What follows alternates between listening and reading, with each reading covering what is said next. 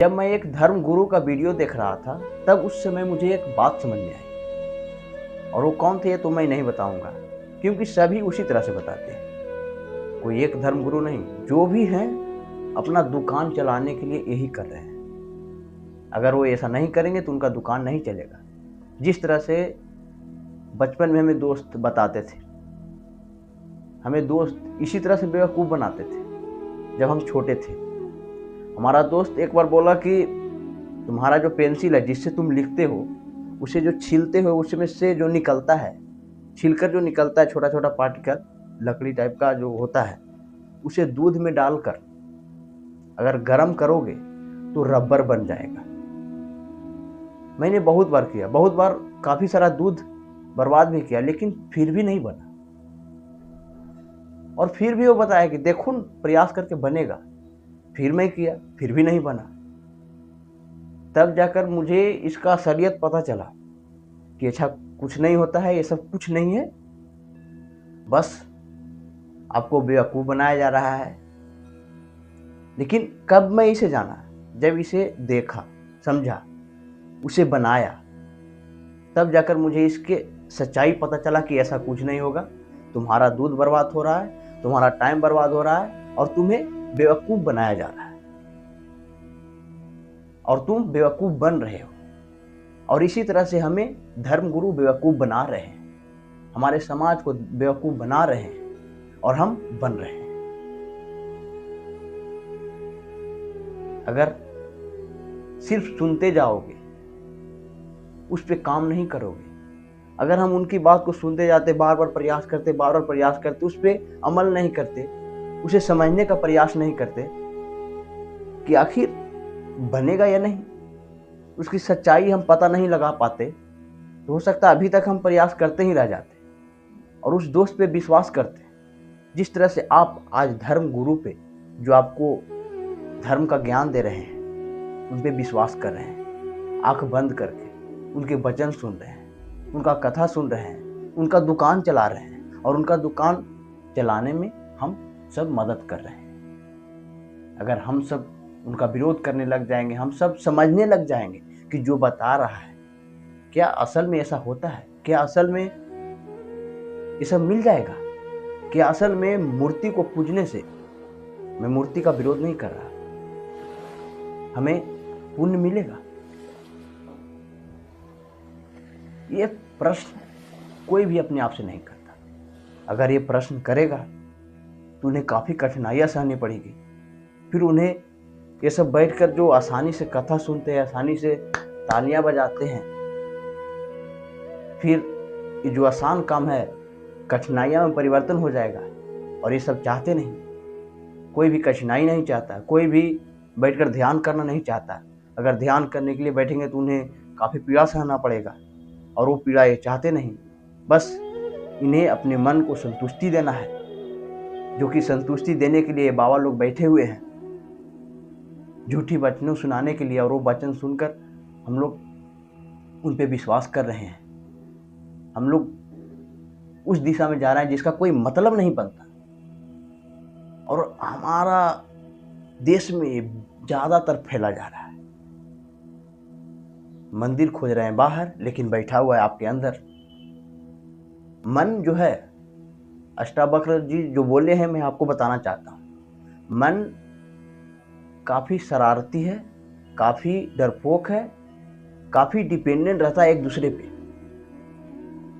ये अकेला अगर रहे तो इन्हें काफ़ी डर लगता है, और ये कभी इधर अपना रंग बदलता रहता है।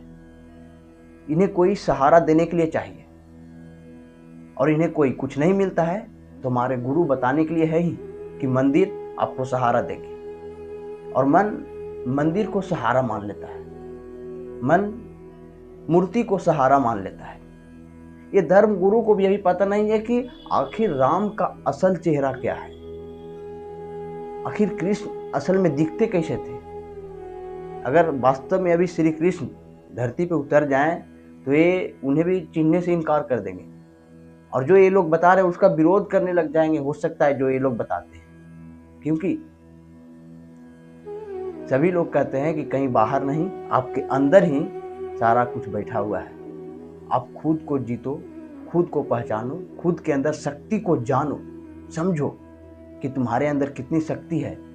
ये मंदिर में जाने से तुम्हें शक्ति नहीं मिलेगा, लेकिन ये मन जो है हमेशा डर में रहता है। उसी तरह जिस तरह से एक व्यक्ति को बोल दिया जाए कि एक छोटा सा लोहा का कण अगर तुम अपने हाथ में रखे रहोगे तो तुम्हें जो आत्मा है, जो जिसे भूत बोलते हैं, तुम्हें टच नहीं करेगा। लेकिन वास्तव में उस लोहे का खेल नहीं था, आपके मन का खेल था। आपको मन जो था उस पर डिपेंड हो गया था, उस लोहे पे। इस लोहे की वजह से आत्मा हमें टच नहीं होगा और आप आसानी से उस रास्ते से जा रहे थे जिस रास्ते से आपको बताया जाता है कि काफ़ी यहाँ चुड़ैल रहते हैं, काफ़ी भूतिया रहते हैं, काफ़ी जो भी रहे, डरावनी वो जगह है, वहाँ से आप क्रॉस कर गए। लेकिन वो लोहा का कोई खेल नहीं था, खेल आपके मन का था। आपका मन उस पर डिपेंडेंट था। आपका मन ये जान गया था कि ये लोहा है हमारे साथ तो हमें कुछ भी नहीं होने वाला है। लेकिन उस चुड़ैल को वो लोहा क्या बिगाड़ सकता है, छोटा सा लोहा। इसी तरह से आपका मन सोचता है कि जब तक हम मंदिर में जाएंगे तो हमें पुण्य मिलेगी, हमें शक्ति मिलेगी, हम बहुत आगे जाएंगे, हमें कुछ भी नहीं होगा। अगर वो लोहा फेंक भी देते, अगर उससे पता नहीं होता और वो गलती से लोहा गिर जाता, फिर भी उसे कुछ नहीं होता। और अगर उसे पता हो जाता तो फिर वो डरना शुरू कर देता, क्योंकि उनके मन में ये बैठ गया है कि लोहा के वजह से हमें डर नहीं लग रहा है, हमारे पास चुड़ैल नहीं आ रहा है, भूतिया नहीं आ रही है, जो कुछ हो नहीं आ रहा है। लेकिन लोहा का खेल नहीं था, खेल आपका मन का था। और सारा खेल मन का होता है। अगर मन ये जान ले कि हमारे अंदर ही सारा कुछ बैठा हुआ है, हमारे अंदर ही सारा शक्ति है, हमारे अंदर ही सारे भगवान बैठे हुए हैं, तो शायद ही वो मंदिर जाए, शायद ही वो बाहर पूजा करे, वो शायद ही उनका कथा सुने। लेकिन वो लोग ऐसा चाहते नहीं हैं। अगर वो ऐसा करेंगे तो उनका दुकान बंद हो जाएगा, उनकी कमाई रुक जाएगी, वो जो ये सब अमीरी जिंदगी जीते हैं नहीं जी पाएंगे, तो काफी गड़बड़ हो जाएगा। और गड़बड़ हो जाएगा तो वो लोग कभी भी ऐसा नहीं चाहते। चाहे राजनीतिक हो, नेता भी कभी ऐसा नहीं चाहता। नेता भी हम लोगों को कुछ ऐसे चीज में फंसाया रहता है कि हम लोग मजबूर हो जाते हैं उसे वोट देने के लिए।